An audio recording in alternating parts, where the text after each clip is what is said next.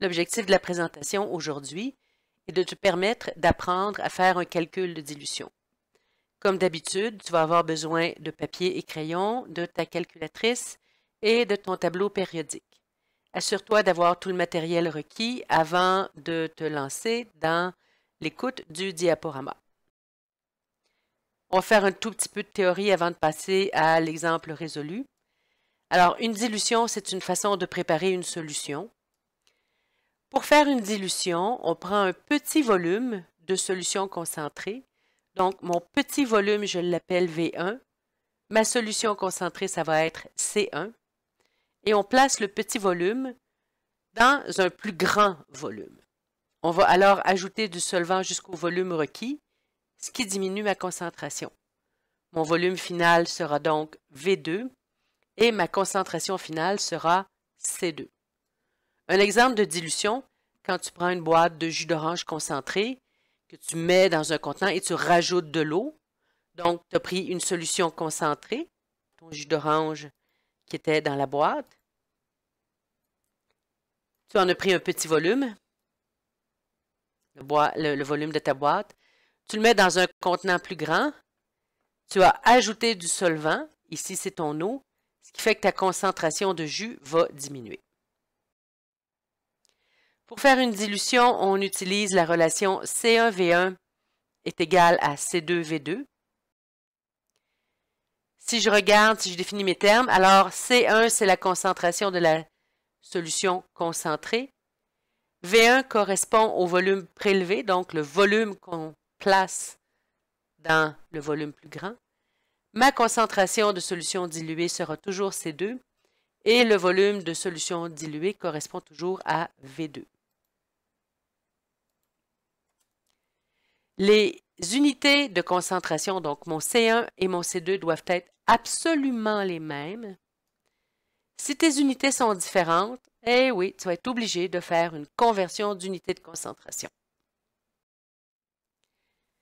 Donc, le problème qu'on va résoudre aujourd'hui, calculer la concentration molaire volumique d'une solution préparée en prélevant 12,30 ml d'une solution de NaCl 2,35% masse volume que l'on place dans une fiole jaugée de 100,0 ml et que l'on remplit d'eau jusqu'au trait de jauge. Sans surprise, la première étape essentielle, lire l'énoncé du problème jusqu'au bout et s'assurer de bien comprendre l'énoncé.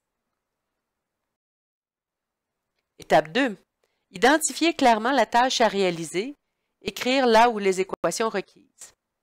Ici, c'est une dilution. J'ai deux concentrations et deux volumes. Alors, deux concentrations, on s'entend, dans ton énoncé, tu as une concentration molaire volumique et tu as un pourcentage masse-volume. Ça correspond à deux concentrations. On a aussi deux volumes. J'ai un volume ici de 12,30 ml. J'ai un deuxième volume de 100 ml.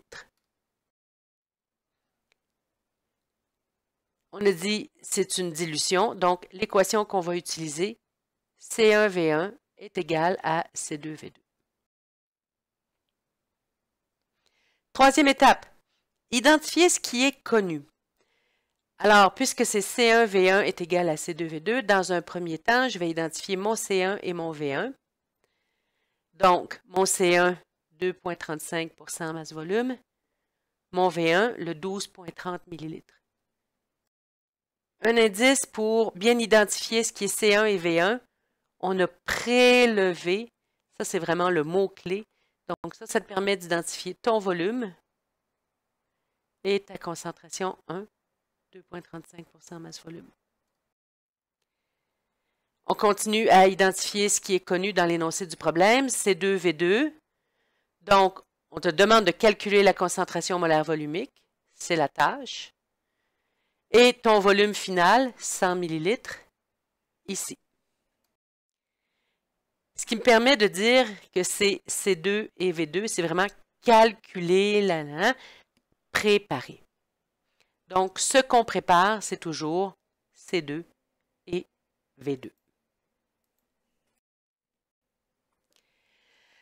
Bon, quatrième étape.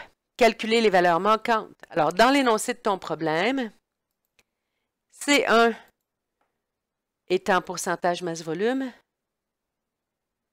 puis C2 étant mol par litre. Donc, on n'a pas le choix, il va falloir procéder à une conversion d'unité. Pour ce faire, je te rappelle comment on procède. On décortique notre unité initiale. Donc, ici, mon pourcentage masse-volume correspond à des grammes de soluté sur 100 ml de solution. Et mon unité finale, ce sont des mols de soluté sur des litres de solution. Donc, ce que je vais avoir à faire, il va falloir que je convertisse mes grammes de NaCl en mol de NaCl et mes 100 ml de solution en litres de solution. Donc, pour convertir des grammes en mol, le nombre de mols, c'est la masse sur la masse molaire, ma masse, la masse molaire de NaCl, mes unités, des grammes et des grammes. Il va donc me donner ici des mols, 0,0402 mols. J'ai tenu compte des unités et des chiffres significatifs dans mon calcul. Mon volume, 100 ml, ça correspond à 0,100, en fait 0,1000 litres. J'avais 4 chiffres significatifs, je vais donc en garder 4. Je peux venir remplacer mes mols, mon litre. Je fais mon calcul, ça va me donner 0,402 mols par litre, ce qui correspond à C1. Je suis donc rendu à ma 5e étape, résoudre mon calcul. Donc, C1, V1, C2, c'est ce qui est recherché, et V2, 100 ml. Donc, j'isole mon C2, ce qui va me donner C1, V1 divisé par V2. Je remplace 0,0402 mol par litre fois 12,30 ml divisé par 100 ml. Mes unités, donc millilitres en haut, millilitres en bas, ce qui va te donner un résultat final de 0,0494 mol par litre. J'ai tenu compte des unités et des chiffres significatifs à chaque étape de calcul, évidemment. Ça va donc être à ton tour. Comme d'habitude, un nouvel énoncé de problème va apparaître. Tu résous le problème sans regarder la réponse. Une fois que tu as complété la tâche, tu valides ta réponse finale. Le problème. Calculer le volume de solution à prélever. Si on veut préparer 250,0 ml d'une solution de MgCl2 0,250 mol par litre, à partir d'une solution de MgCl2 à 25,0% masse volume. Tu mets le diaporama à pause et quand tu as la réponse, donc le volume à prélever, tu reprends le diaporama pour valider tes réponses.